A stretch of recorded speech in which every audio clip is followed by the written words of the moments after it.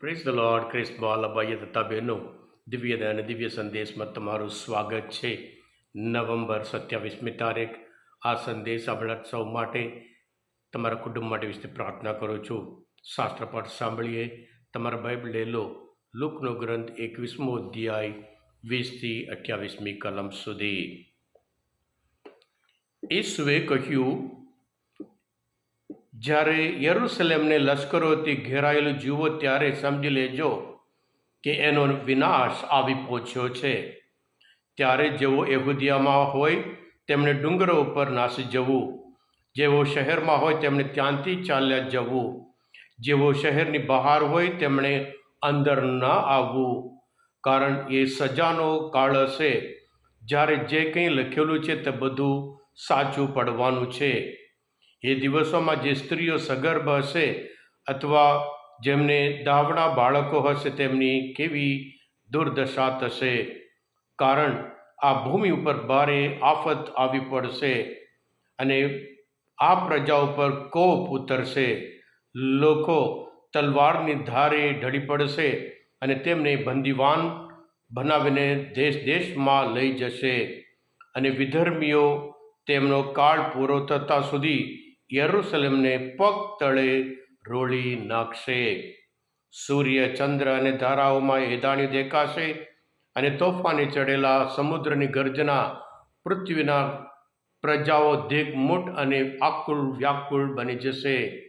પૃથ્વી ઉપર ઉતરનારી આફતના વિચાર માત્રથી ભયભીત બનીને લોકોનો જીવ ઉડી જશે, કારણ ગગનમંડળના નક્ષત્રો ચલાયમાન થશે અને ત્યાર પછી લોકો માનવ પુત્રને મહાસામર્થ્ય અને મહિમા સાથે વાદળા ઉપર આરૂઢ થઈને આવતા જોશે.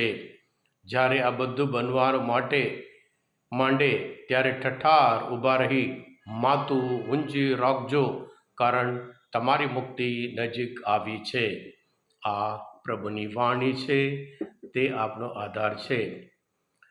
ખ્રિસ્તમાલ ભાઈએ તબેનું લુક સંદેશકાર માથી માર કરતાં યરુશલેમ ઉપર જે આફત, જે જોખમ, જે ખતરો થવાનો તો બહુ વધારે ભારપૂર્વક કહે છે,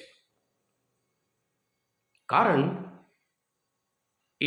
યરુશલેમના લોકો જે મસીહા મુક્તિદાતા તારણહાર તરીકે પ્રભુ આવ્યા, જેમની રાહ જોતા હતા, એમના ઉપર વિશ્વાસ રાખ્યો નહીં અને એમને મારી યરુશલેમ બહાર એમને દફનાવવું પડ્યું. મોટામાં મોટી ભૂલ, મોટામાં મોટી સજા.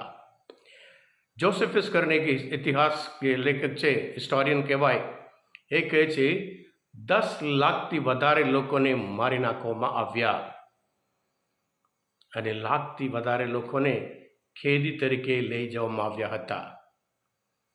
પ્રભુ છે જે કહ્યું આજના શુભ સંદેશ પ્રમાણે, જે લખેલું છે બધું થવાનું છે.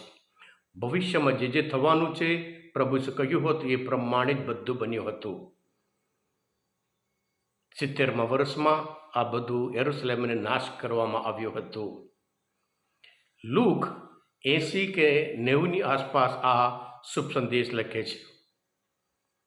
જ્યારે આ બધું બન્યું ત્યારે જે શહેરના લોકો શહેર જોવા જ નહીં શકે એટલું ખતરનાક, બહુ ખરાબ કન્ડિશનમાં હતું. સાથે સાથે ખ્રિસ્તીઓ, યરુશલેમમાં જે ખ્રિસ્તીઓ હતા, પ્રભુ પર વિશ્વાસ રાખતા હતા, તેઓ યરુશલેમ જોડીને પ્રભુ ઈસુ કહે છે, જ્યારે યરુશલેમની લશ્કરોથી ઘેરાયેલ જુઓ, સમજી લેજો કે એનો વિનાશ આવી પહોંચ્યો છે. તેઓ શહેર છોડીને નાસી ગયા, બચી ગયા. હા ક્રિસ્તમાલ ભાઈ બહેનો, પ્રભુ ચેતવણી આપે છે. આ સંદેશ જે થયું હતું તે, અને હવે આપણા માટે શું છે, આપણે પણ તૈયાર રહેવાનું છે. એ આવે છે, પ્રભુ ઈસુ આવે છે, માનવ પુત્ર મહાસામર્થ્ય મહિમા સાથે વાદળામાં ઉપર આરૂઢ થઈને આવશે. ઠઠાર ઊભા રહેશો, તમારી મુક્તિ નજીક છે. એટલે જ્યારે મુક્તિ નજીક છે, પ્રભુ ઈસુનું આગમન ખાતરી હોય, તો પછી આપણે પણ તૈયાર રહેવાનું છે. આપણે એટલું જ કરવાનું છે કે પ્રભુ પર વિશ્વાસ રાખવાનું છે અને વિશ્વાસ પ્રમાણે જીવવાનું છે. આજે આપણે બધા જાણીએ છીએ આપણે કેવી રીતે વિશ્વાસ રાખીએ અને કેવી રીતે જીવીએ છીએ. વિશ્વાસ અને જીવન વચ્ચે કેટલો તફાવત છે, ડિફરન્સ છે. જેવો વિશ્વાસ એ પ્રમાણે આપણે જીવતા નથી.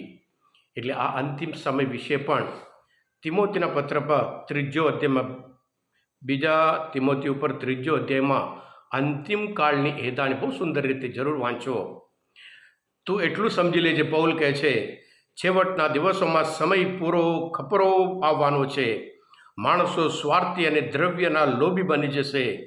તેઓ અપડાઈ, અહંકાર અને નિંદામાં રાજશે. મા બાપનું માન રાખશે નહીં.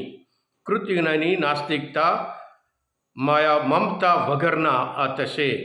કિનાખોર, કુતલીખોર, અસંયમી, ક્રૂર, ભલાના વેરી, વિશ્વાસઘાતી અને અવિચારી અને ઘમંડી બની જશે. ઈશ્વરને બદલે ભોગવિલાસ ઉપર પ્રેમ રાખશે. એ બતાવે છે અંતિમ સમય છે. તૈયાર રહીએ પ્રભુ સાથે જવા માટે.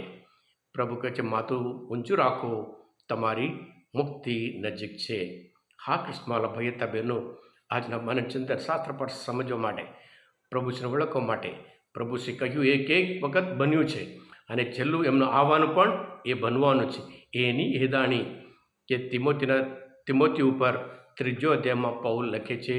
એ આ જમાનામાં જે છે એ પ્રતિબિંબ એ આપણને બતાવે છે. તમે પોતે આ દિવ્ય સબસ્ક્રાઈબ કરજો અને બીજા માટે પણ ફોરવર્ડ કરજો, કારણ તમે બધા આશીર્વાદિત છો, અભિષિક્ત છો. પ્રભુ ઈસુ, હું તમારામાં વિશ્વાસ રાખું છું. બોલો દિવ્ય દયાનો જય. God bless you all.